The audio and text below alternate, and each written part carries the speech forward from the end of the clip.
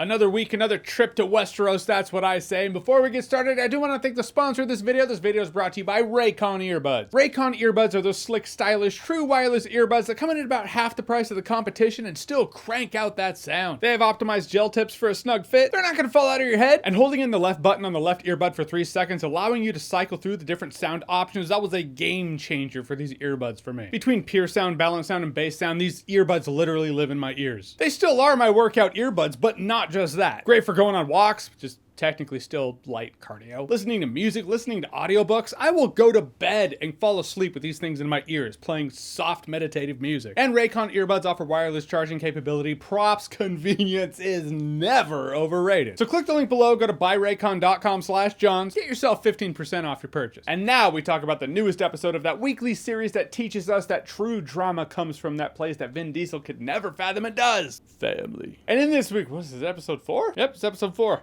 One of those rare cases, I thought it was longer. Which is great, it means more episodes to talk about. But the suitors keep pouring in, the Aladdin parable keeps going through this episode, even to the point where Rhaenyra dresses like a civilian, a commoner, goes into the streets at night. I mean, well, I saw some stuff I never saw in Aladdin. You know what I loved? Is this episode started out on the right foot for me, when all the suitors are coming to her and there's that little kid, you know, little Millhouse, that one other dude was talking shit. They get into a fight, he just straight up guts the bully. I was like, oh, I don't even care. I'll start the slow clap. This is my living room. No one's here but me. He shall now be knighted Sir Thrillhouse, first of his name. But Daemon Targaryen, the prodigal, returns with a fresh new haircut. And of course, it's just a presence.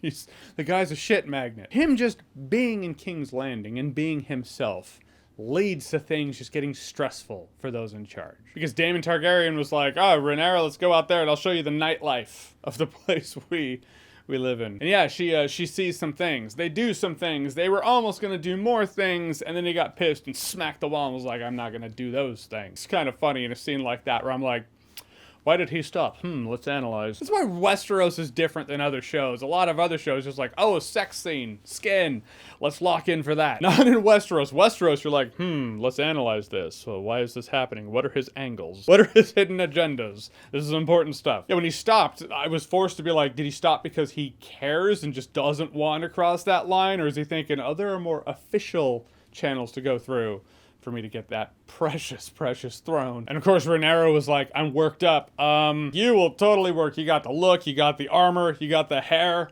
You look like Prince Charming from Shrek. Let's just do this. But this whole episode is about rumors, and it's not about what happened. It's about perception of what happened. We can all learn a thing or two about that. You know, social media, it's real. Well, social media is what I thought of when Rhaenyra and Daemon Targaryen, they were watching that play, and it was just like, oh, and Rhaenyra Targaryen, the heir to the throne. Everyone's like, boo. I was like, oh man, this is like what it was like going on Twitter for her. But back then, this could be the year 3047 to them. It's like their technology never really advances. That's how fantasy rolls.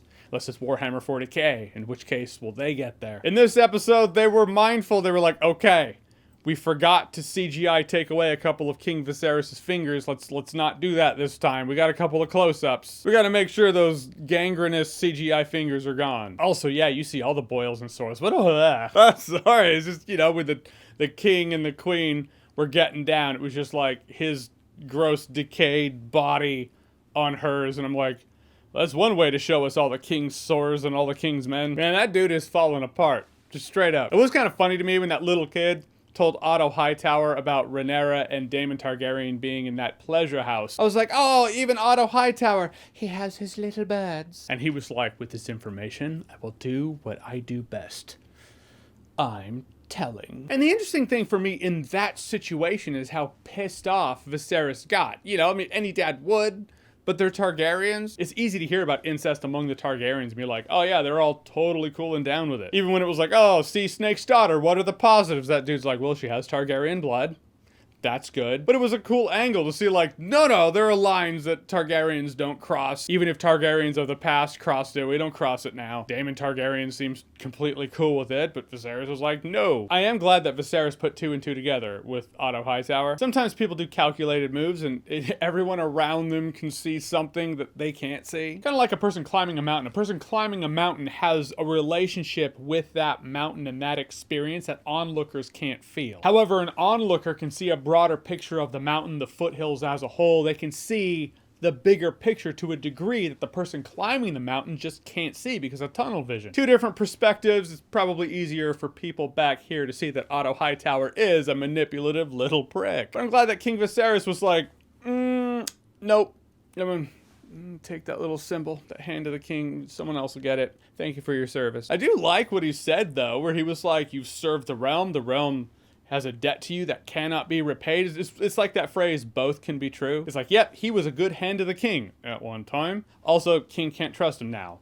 So that has to go to someone else. Now, who's going to be the next hand of the king? I think it should be that dude that's actually given him counsel on a couple of occasions. Smart, forthcoming, he will be a great hand of the king until the position corrupts him, as it does all people. Hand of the king's diapers and politicians should all be changed often and for the same reason. But it was another episode of House of the Dragon in which, if you are looking for fights and excitement and war all the time, this is not it. Political scheming, maneuvering, navigating, though this one was a more personal story when it came to Rhaenyra Targaryen. All of them have had her at the center, but there's something about this one where she was just like, I'm gonna go see what the nightlife is like.